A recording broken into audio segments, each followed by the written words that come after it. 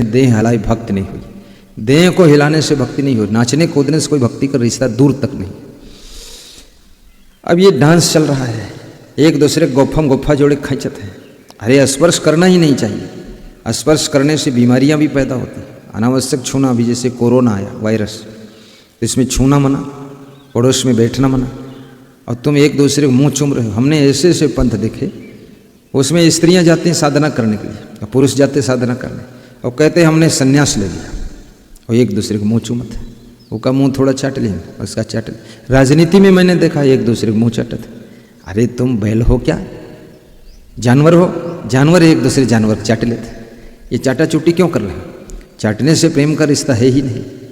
प्रेम चाटना नहीं चाहता है, प्रेम तो करुणा रखता है, प्रेम सेवा करता है। ये चाटना, लिपटना, और फिर पुरुष अगर हाथ मिलाओ ठीक है, लेकिन पुरुष स्त्री से हाथ मिलाए गलत बात है, मर्यादा के खिलाफ है। वो चाहे जिस क्षेत्र में हो, चाहे जो मजहब हो, गलत। और पुरुष से गले मिले वहाँ तक तो चल सकता है, लेकिन पुरुष स्त्री से गले मिल रहा है, दोनों एक दूसरे की पीठ पकड़ अपने में चिपका रहे हैं, और वो स्त्री उसके पीठ को थपथपा रही, वाह वीर और लगाओ ताकत। ऐसे मूर्ख लोग हैं। अभी ना समझो को कौन समझाएगा। और फिर भी अपने उस मिथ्याचारी, भ्रष्टाचारी मदपंथ मजहब का पक्षपात करते। सही बात अगर बोल दो, मरने मारने पर उतारो। अब इन गुंडों से कौन लड़ेगा? तुम्हारे मतपंथ में ही गुंडई सिखाई गई। सही बात को तुम सुन नहीं सकते, और अपने मतपंथ मजहब की गंदगी और गलतियों को सुधार नहीं सकते, संशोधन नहीं कर सकते।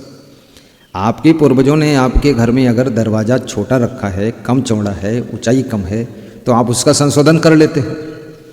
आपके कमरे में खिड़की नहीं है तो उसमें दूसरी खिड़की रख करके संशोधन कर लेते हो, हवा आने लगती, रोशनी आने लगती। आपके यहाँ बाथरूम पहले नहीं होते थे, खेतों में लोग फ्रेश होने जाते थे, अब संशोधन किया, आपने बाथरूम बनाया, जाजरूम बनाया, शौचालय बनाए। तो जिंदगी से जुड़ी हुई सारी चीज़ों में संशोधन हो रहा है। ये मत मजहब में संशोधन कब होगा?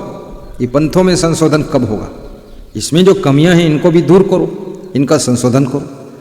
अब कबीर साहब का मत, ये पारक सिद्धांत ऐसा है जो हमेशा संशोधन की ओर बढ़ता है, इसमें सुधार होता ही रहता है।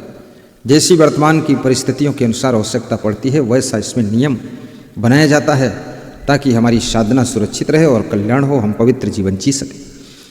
अब कितने लोग तो ऐसे हो गए हैं परंपरावादी कि उसे फंसे पड़े हुए हैं, आगे कोई उनका सोच विचार चिंतन नहीं है, विवेक नहीं। ऐसे लोगों को चिंतन करना चाहिए। कितने लोग जाति पाति के पक्ष में पड़े हुए हैं, अपनी जाति वालों को ही वोट देंगे, भले उस जाति से कोई भैंसा खड़ा हो चुनाव में, लुटेरा खड़ा हो, खूब बर्बाद किया हो देश को और प्रदेश को और जिले को, खूब सब फंड जो आया है विकास के लिए, जनता की सुविधाओं के लिए, सड़क बनाने के लिए, पंचायत घर बनाने के लिए, स्कूल की बिल्डिंग बनाने के लिए, नहर बनाने के लिए, नाला सफाई के लिए, वो धन को खूब लूटा है। लेकिन कहते अरे अपनी जात का है, वोट तो इसी को देंगे। क्यों देंगे इस बेईमान को वोट? जाति से क्या लेना देना? ये सूरज किसकी जाति का है, इसकी रोशनी क्यों लेते हो? ये चंद्रमा किसकी जाति का? ये हवाएं किसकी जाति की? ये मेघ किसकी जाति के जो जल बरसते? ये पेड़ पौधे किसकी जाति के हैं? ये भी हिंदू, मुसलमान, सिख, ईसाई, जैन, यहूदी, पारसी हैं। ये भी ब्राह्मण, क्षत्रिय, वैश्य, शूद्र हैं। ये भी सब पेड़ पौधे क्या? विचार करो ना, ये कौन है? कुर्मी है, कहार है, क्या है ये पेड़ पौधे? साहू है कि कश्यप है कि निषाद है कि यादव है? क्यों इनको मानते हो? फिर इनके फल क्यों खाते हो? तुम बोलो ना कि मेरी जाति का पेड़ होगा उसे फल खाऊंगा, मेरी जाति की सब्जी होगी वही खाऊंगा, मेरी जाति की हवाएं चलेंगी, मेरे मजहब का सूरज उदय होगा तब उसकी रोशनी लूंगा।